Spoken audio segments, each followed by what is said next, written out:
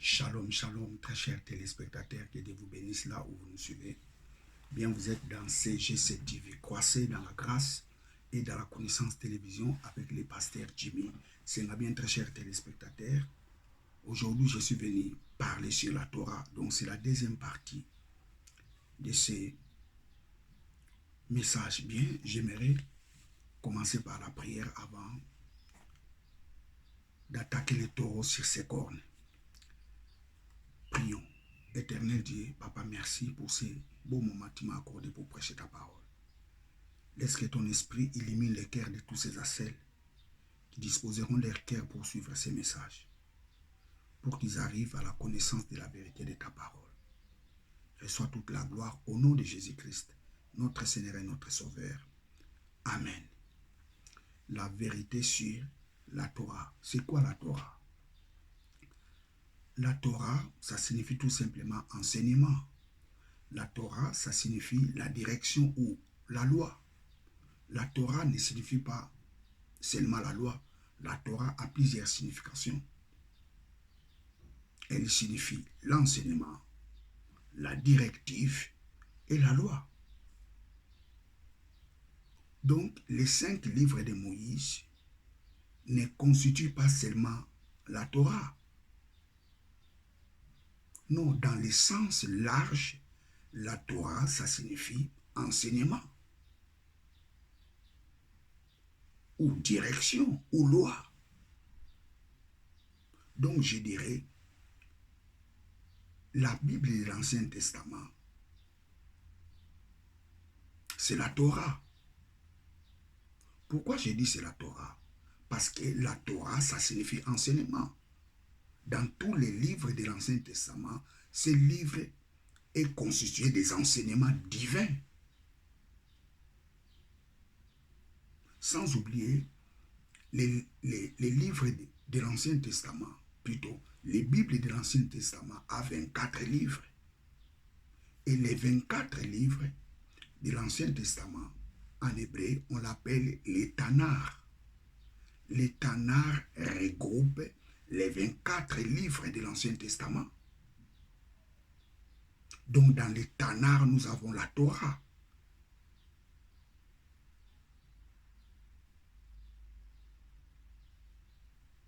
La Torah, ça signifie tout simplement enseignement. Prenons par exemple les livres de Josué. Josué chapitre 1, verset 18. Josué 1, 8. Que ces livres de la loi ne s'éloignent point de ta bouche. Une autre traduction aussi, ou d'une autre façon, si on peut dire, que ces livres d'enseignement ne s'éloignent point de ta bouche.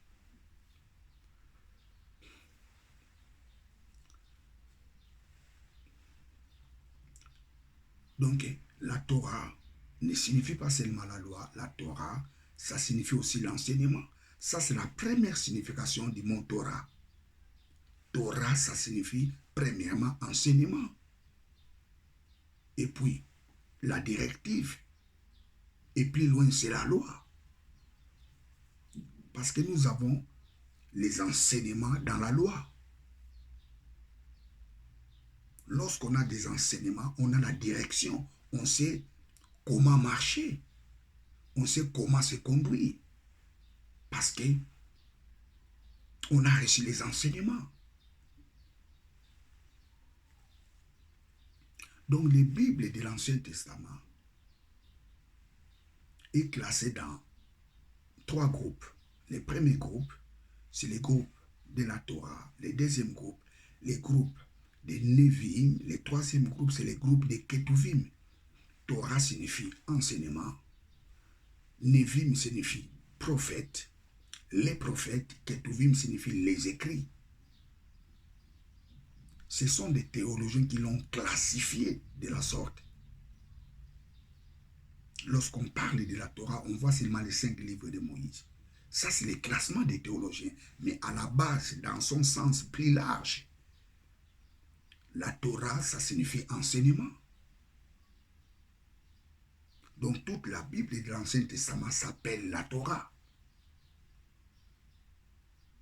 Même la Bible de la Nouvelle Alliance, Même le Nouveau Testament, c'est la Torah. S'il faut aller dans le sens plus large, les Torahs de l'Ancien Testament et les Torahs du Nouveau Testament, j'en parlerai.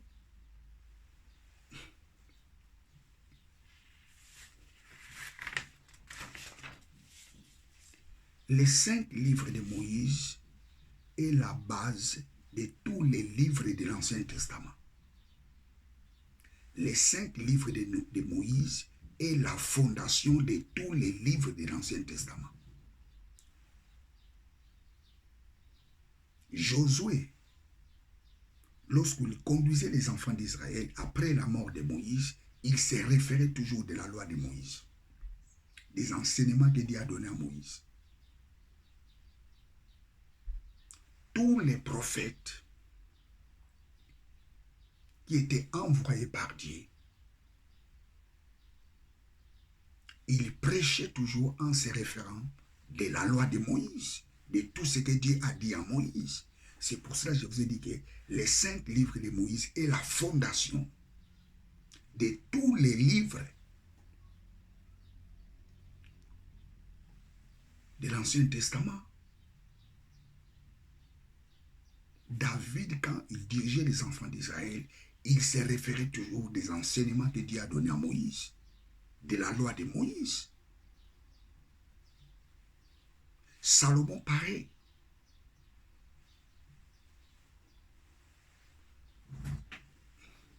Mais à part les 24 livres de l'Ancien Testament, il y a aussi des écrits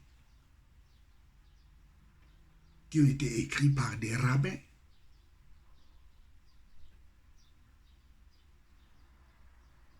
Des docteurs de la loi.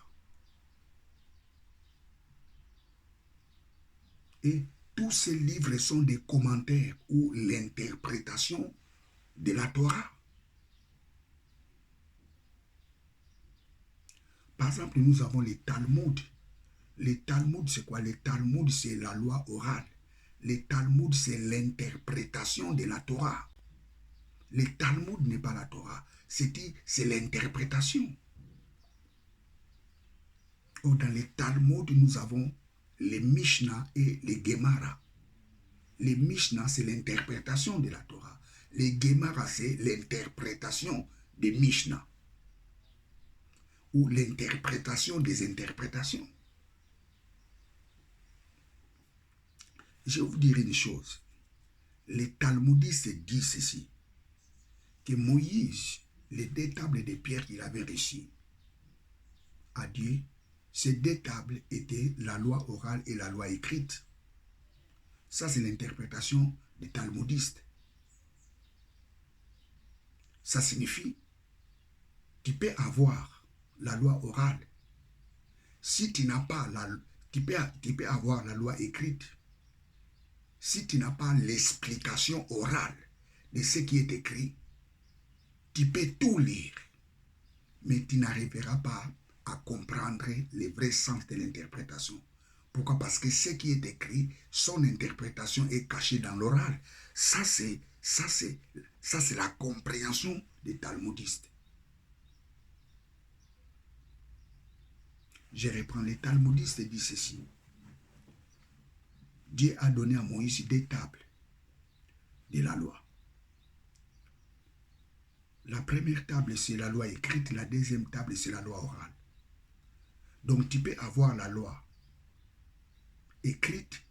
Si tu n'as pas l'explication de ce qui est écrit, tu peux tout lire, mais tu ne comprendras pas la vraie interprétation. Pourquoi? La vraie interprétation est cachée dans l'oral. Ça, c'est la compréhension des talmudistes.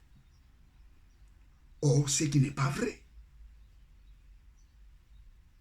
Les 2 tables de la loi que Dieu a donnée à Moïse, la Bible nous dit, Dieu a écrit dans ces 2 tables. Il y avait les écrits dans ces 2 tables de la loi. Il n'y avait pas une table qui avait des écrits et une table qui n'avait pas des écrits. Comme si c'était, comment je peux dire, c'était la loi orale. Ce qui n'est pas vrai. Lisons Exode. Exode 31. Pour ne pas prendre beaucoup de temps, Exode 31, 18. Exode 31. Exode 31, 18. Quand il eut achevé de parler à Moïse sur la montagne du Sinaï, l'Éternel lui donna les 2 tables du témoignage, table de pierre écrite du doigt de Dieu. Table de pierre écrite du doigt de Dieu, écrite du doigt de Dieu. Je relis. Quand il eut achevé de parler à Moïse sur la montagne du Sinaï, l'Éternel lui donna les 2 tables du témoignage. Table de pierre écrite du doigt de Dieu. Ça signifie dans ces 2 tables, il y avait des écrits. Mais les talmudistes disent que non. Il y avait une table qui avait la loi écrite et une autre table, il n'y avait pas des écrits. C'était la loi orale. Alors nous allons croire que l'interprétation des talmudistes ou bien ce que dit la parole de Dieu. Donc selon les talmudistes, tu peux avoir tous les livres de l'Ancien Testament. Tu peux tout lire. Mais son interprétation est cachée dans l'oral. Pour comprendre tout ce qui est écrit, tu dois être initié. Praise God. Tu dois être initié pour comprendre les vrais sens de tout ce qui est écrit. Praise God. Hallelujah.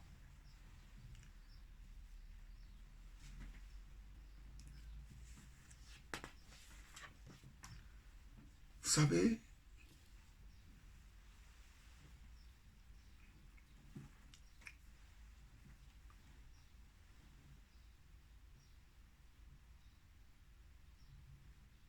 dans les Talmuds, où je dirais nous avons 2 sortes de Talmuds.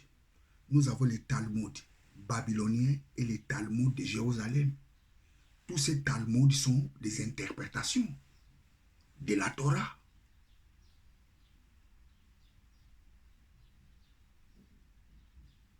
Les Talmuds n'est pas la vérité suprême de la Torah. La vérité suprême de la Torah, ça se trouve dans les 24 livres qui constituent l'Ancien Testament. Les Talmuds, ou je dirais la Mishnah, la Gemara, ce sont des interprétations. Ce sont des interprétations. Une interprétation peut être vraie, peut être aussi fausse.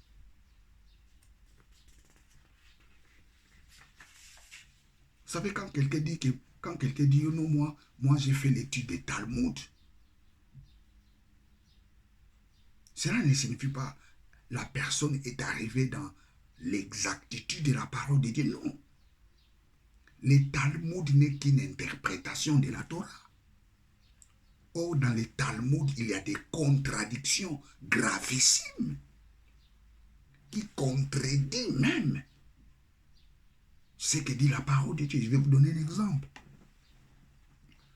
Les Talmuds dit que dans les délices de Noé, l'un des descendants des extraterrestres, Og, était caché dans l'arche. Or, la Bible nous dit les délices de Noé a tué tous les méchants. Il n'y avait aucun survivant dans les délices de Noé, sauf ceux qui étaient dans l'arche de Noé. Mais les Talmuds dit que non, Og était le survivant de l'arche de Noé. Og était le survivant dans les déluges. Et c'est pour cela que nous voyons la réapparition des géants après le déluge. Ça, c'est l'interprétation des Talmuds. Vous savez, un jour, nous allons faire encore les investigations sur la réapparition des géants sur la terre. Mais le Talmud dit oh non. Og était caché dans l'arche, de Noé. Mais or, la Bible nous dit qu'il n'y avait que 8 personnes qui étaient sauvées après le déluge. Ceux qui étaient sauvés, ce sont ceux-là qui étaient dans l'arche de Noé. Mais le Talmud dit non, Og était caché dans l'arche.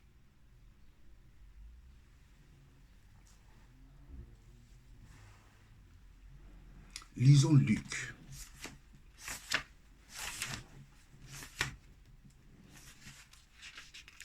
Luc 17.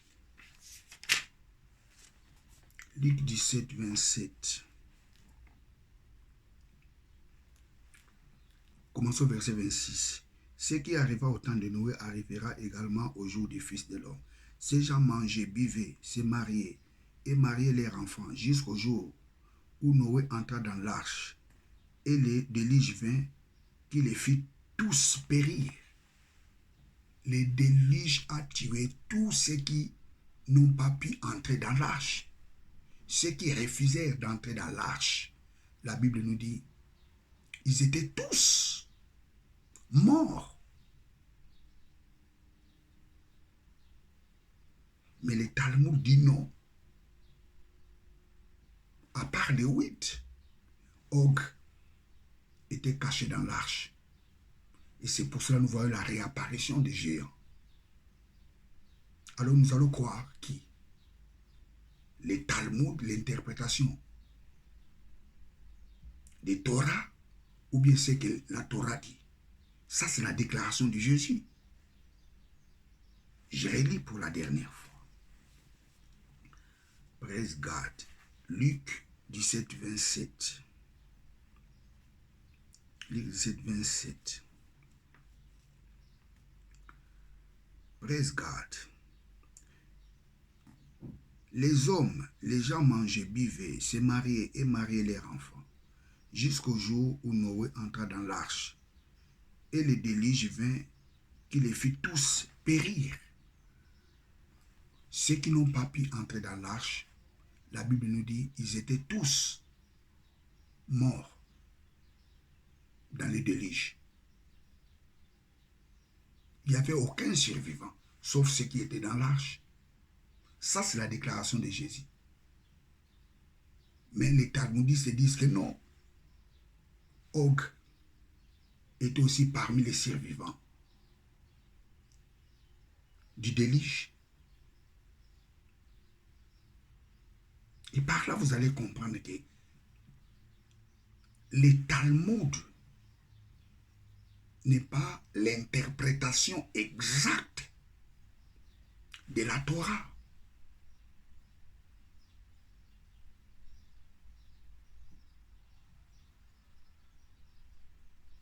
Il n'est pas l'interprétation exacte de la Torah.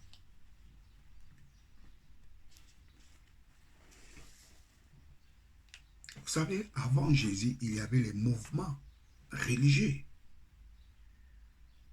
qui étaient nés.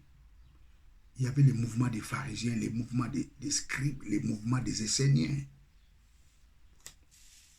Et vous remarquerez, Jésus, pendant son ministère, il condamnait les Talmuds. Il condamnait l'interprétation de la Torah. Il condamnait la façon dont les pharisiens, les scribes, interprétaient la Torah.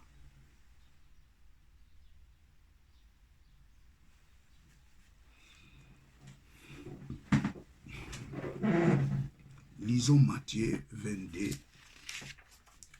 Matthieu 22. Matthieu 22, 24. Matthieu 22. Commençons au verset 23. Ces mêmes jours, les Sadducéens qui disent il n'y a point de résurrection s'approchèrent de Jésus et lui firent cette question. Maître, Moïse a dit si quelqu'un meurt sans enfant, son frère épousera sa veuve et il suscitera une postérité à son frère. Oh, il y avait parmi nous 7 frères. Les premiers se maria et mourut. Et comme il n'avait point d'enfant, il laissa sa femme à son frère. De même aussi les seconds, puis le troisième jusqu'au septième. Après et tous, la femme mourut aussi. De quel sécède sera-t-elle donc la femme lors de la résurrection, puisque tous ont eu pour femme? Jésus leur répondit, vous êtes en erreur, parce que vous ne comprenez pas les Écritures. Vous êtes en erreur parce que vous ne comprenez pas l'Écriture. Il parlait de quelle Écriture? La Torah. Vous ne comprenez pas la Torah. Vous êtes en erreur parce que vous ne comprenez pas la Torah. Ni quelle est la puissance de Dieu. Vous ne comprenez ni l'Écriture ni la puissance de Dieu. Car à la résurrection, on ne se marie pas. À la résurrection, on ne se marie pas et on n'est pas donné en mariage. Mais les ressuscités sont comme des anges dans le ciel. Il n'y aura pas de mariage au ciel, nous serons comme des anges. Les anges ne se marient pas. Et les jours-là, il n'y aura pas de mariage, on ne va pas se marier parce que nous serons comme des anges.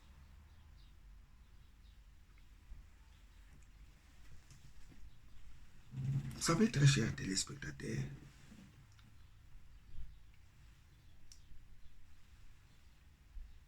le judaïsme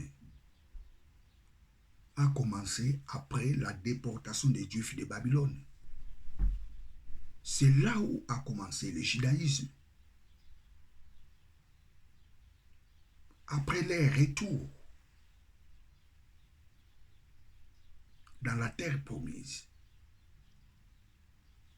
Et c'est là où était né le vent du judaïsme, plus les 400 années de silence. Dans les 400 années de silence, il n'y avait ni prophète, ni envoyé de Dieu. Il y avait une crise de la spiritualité en Israël. Il n'y avait ni vision, ni songe. Et pendant toutes ces périodes était né le judaïsme, la fausse interprétation de la parole de Dieu.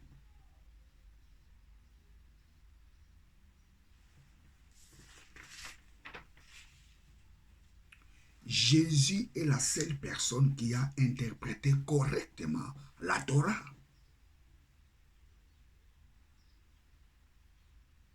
Jésus est la seule personne qui a donné la vraie interprétation de la Torah. Donc, le Nouveau Testament est l'interprétation exacte, précise, correcte de l'Ancien Testament. Le Talmud n'est pas l'interprétation exacte de la Torah.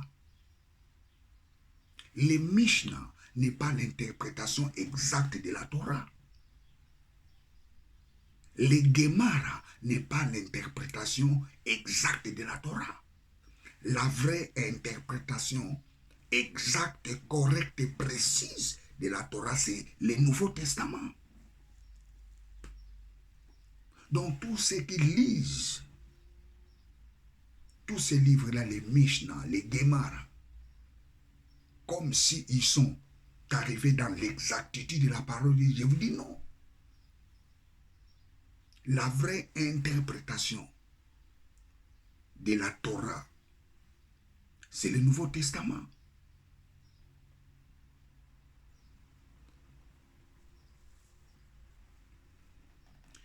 Tu ne peux pas comprendre l'Ancien Testament si tu ne comprends pas le Nouveau Testament.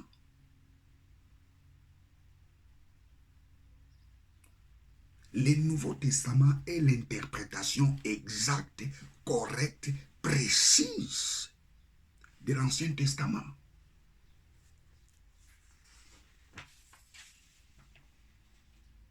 Écoutez, très chers téléspectateurs, allez en Israël aujourd'hui.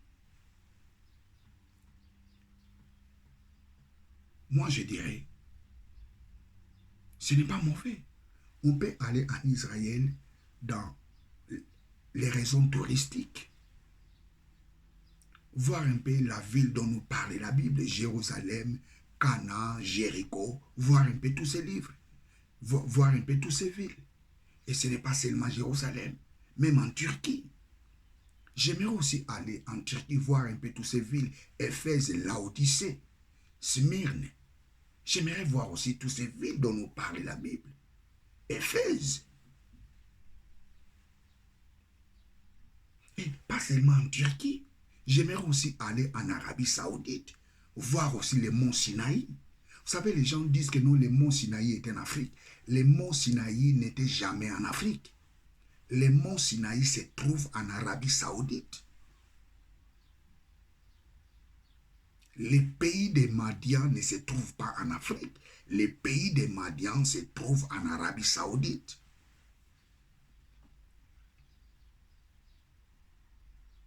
Vous savez, les gens ont voulu, comment je peux dire, camoufler un peu les choses. Les monts Sinaï ne se trouvent pas en Égypte. Les pays des Madians ne se trouvent pas en Égypte. Les monts Sinaï, les pays des Madians, se trouvent en Arabie Saoudite. J'aimerais aussi aller en Arabie Saoudite, voir un peu les monts Sinaï. Voir aussi les pays des Madians dans le cadre touristique. Ne pensez pas qu'en achetant l'huile qui vient d'Israël,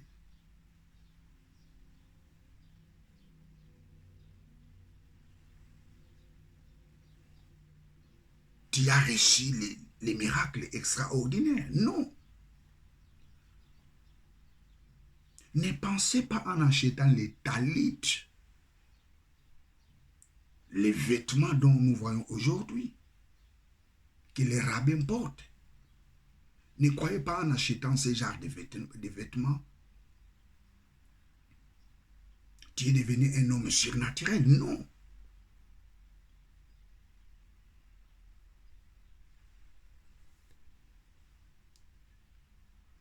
Vous savez, aujourd'hui, les gens qui vendent de l'huile, qui vient d'Israël, oh non, l'huile que je l'ai pris en Israël, c'est une huile sacrée, parce que ça vient d'Israël, ça vient de l'Israël.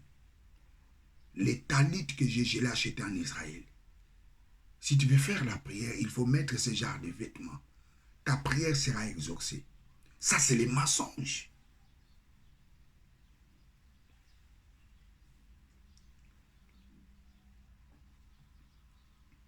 Alors, on peut poser cette question. Est-ce que Dieu a rejeté Israël?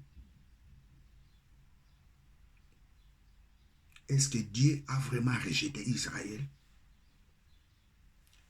Je vous donnerai la réponse comme l'apôtre Paul dit. Romains chapitre 11.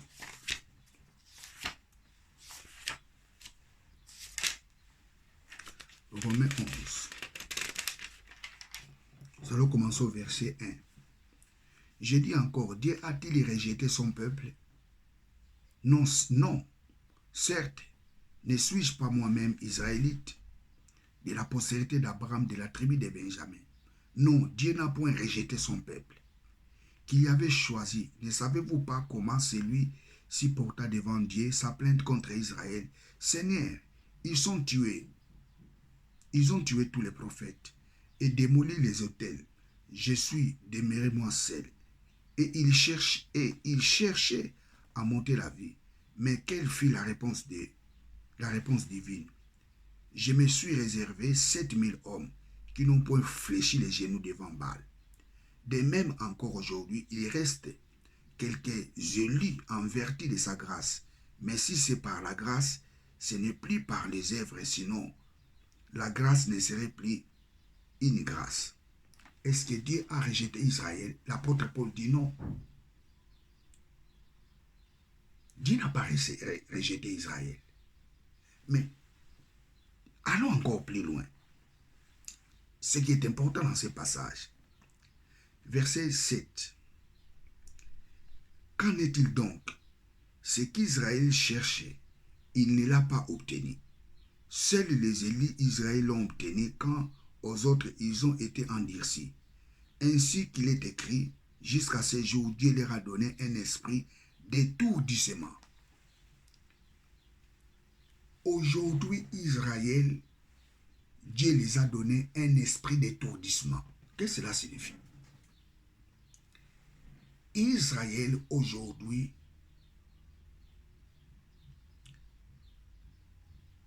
ils sont conduits par un esprit d'étourdissement. Étourdissement, ça signifie les malaises. Étourdissement, ça signifie les vertiges. Étourdissement, ça signifie s'évanouir. L'esprit des vertiges est en train de conduire Israël. L'esprit des malaises est en train de conduire Israël. Israël, aujourd'hui, il est dans les vertiges. Vous savez, quand quelqu'un est dans les vertiges, il ne saura où aller. L'esprit d'étourdissement, ça signifie aussi l'esprit de la confusion. Aujourd'hui, Israël est animé par un esprit de la confusion. Alors, sans oublier, lorsque vous lisez les Talmuds, vous devez savoir une chose, les gens qui ont interprété les Talmuds, plutôt, les gens qui ont interprété la loi, ou bien je dirais, les Talmuds, ce sont des écrits qui ont été écrits par les gens qui étaient animés par l'esprit de confusion. Je reprends. Dieu n'a pas jeté Israël. Mais Dieu a envoyé, Dieu a donné en Israël l'esprit de confusion. Ça signifie tous ceux qui ont interprété la loi. Ils ont interprété la loi sous l'influence de l'esprit de confusion. C'est pour cela, lorsque vous lisez les Talmuds, ça ne correspond pas vraiment avec l'interprétation. Ça ne correspond pas vraiment avec ce que dit la parole de Dieu.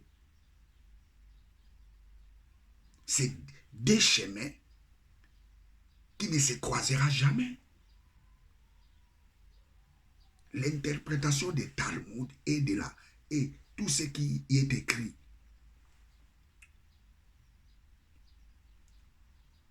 dans la Bible, précisément l'Ancien Testament, c'est comme Abraham et Lot. Tu vas à gauche, moi je vais à droite. Tu vas à droite, moi je vais à gauche. Donc tous ceux qui lisent les Talmuds, sous-entendu qu'ils sont dans les vrais, ils doivent savoir une chose. Tous ces gens qui ont interprété les Talmuds, ils ont interprété les Talmuds avec l'esprit d'étourdissement, l'esprit de la confusion.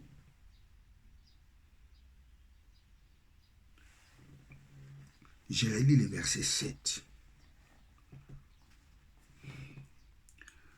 Qu'en est-il donc? Ceux qu'Israël cherche, ils ne l'ont pas obtenu. Seuls les élus d'Israël ont obtenu. Quand les autres, ils ont été endurcis. Ainsi qu'il est écrit, jusqu'à ce jour, Dieu leur a donné un esprit d'étourdissement. Dieu leur a donné l'esprit de l'étourdissement. C'est pour cela aujourd'hui, vous voyez en Israël, ils veulent voter une loi qui interdit aux gens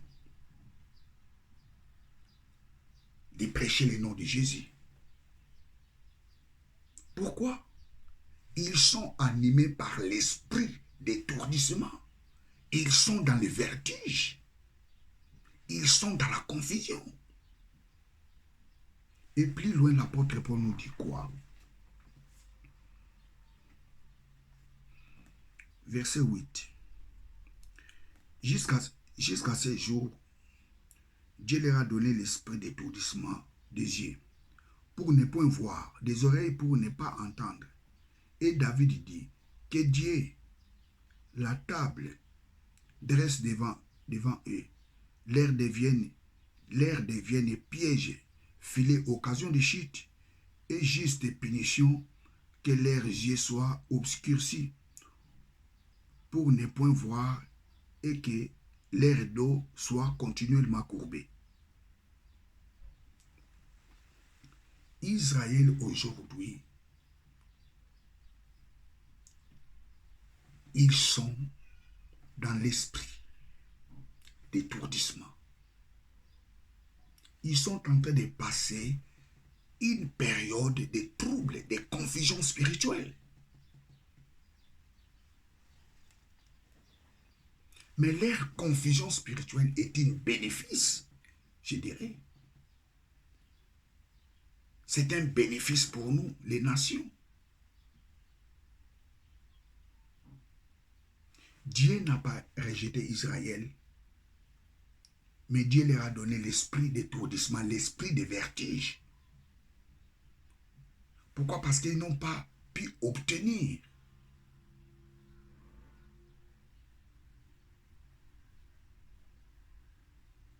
ce qu'ils voulaient obtenir.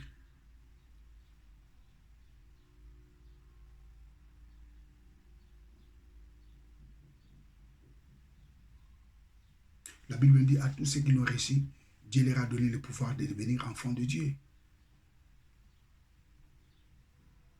Jésus était venu pour eux. Ils l'ont rejeté.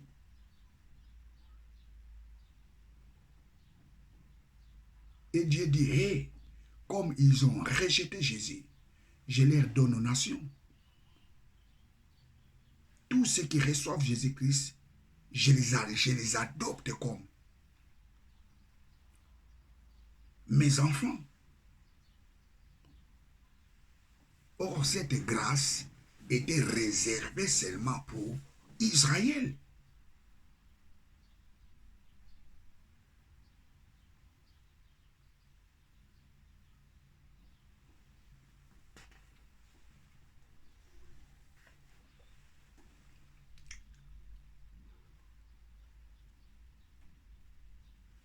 Écoutez, très chers téléspectateurs,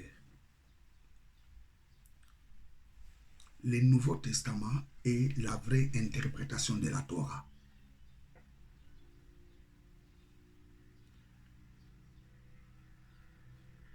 Étudier l'Ancien Testament, ce n'est pas mauvais.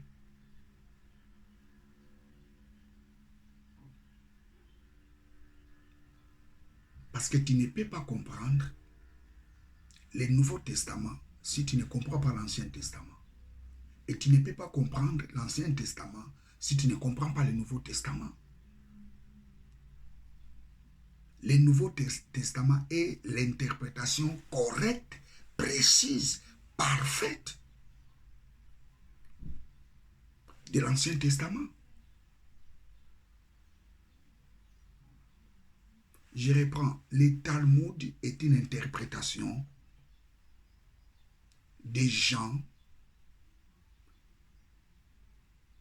ou je dirais le Talmud, c'est une interprétation des gens qui étaient animés par l'esprit d'étourdissement. Je reprends, le Talmud c'est l'interprétation de la loi. Or, cette interprétation a été faite par les gens qui étaient animés par l'esprit d'étourdissement. C'est pour cela, lorsque vous lisez les Talmud, vous remarquerez, des fois ça ne correspond pas avec ce que nous dit la parole de Dieu. Donc, à la place de lire les Talmud, lis le Nouveau Testament. Parce que dans le Nouveau Testament, il y a l'exactitude, la précision de l'Ancien Testament. Je reprends. À la place de lire les Mishnah, les Gemara, lis le Nouveau Testament.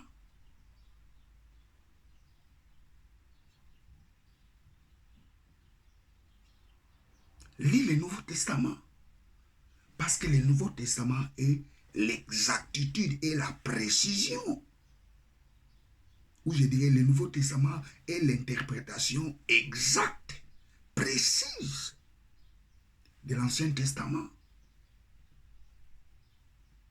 c'est Jésus qui avait donné la meilleure interprétation de l'Ancien Testament. Praise God, hallelujah. L'huile qui vient d'Israël ne peut pas te sauver. Mettre les talites ne peut pas te sauver. Seul nom qui peut sauver, c'est le nom de Jésus. Et la vraie interprétation de la Torah se trouve dans le Nouveau Testament. Parce que le Nouveau Testament, c'est l'interprétation précise, correcte et exacte de l'Ancien Testament. Donc, je dirais, nous avons deux sortes de Torah. Nous avons les Torah de l'Ancien Testament et les Torah du Nouveau Testament.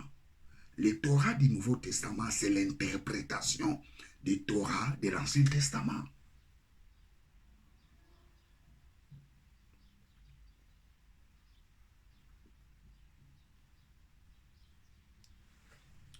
Les enseignements qui se trouvent dans l'Ancien Testament, c'est la prophétie. Et l'accomplissement de cette prophétie, c'est le Nouveau Testament.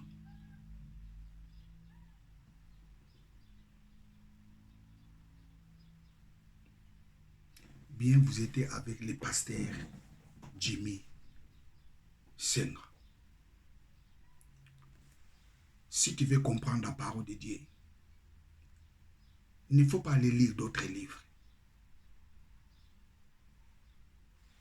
L'interprétation de l'Ancien Testament se trouve dans le Nouveau Testament. Le Nouveau Testament est l'interprétation exacte, précise, correcte de la parole de Dieu. Que Dieu vous bénisse. Abonnez-vous massivement dans cette chaîne de télévision. Ciao.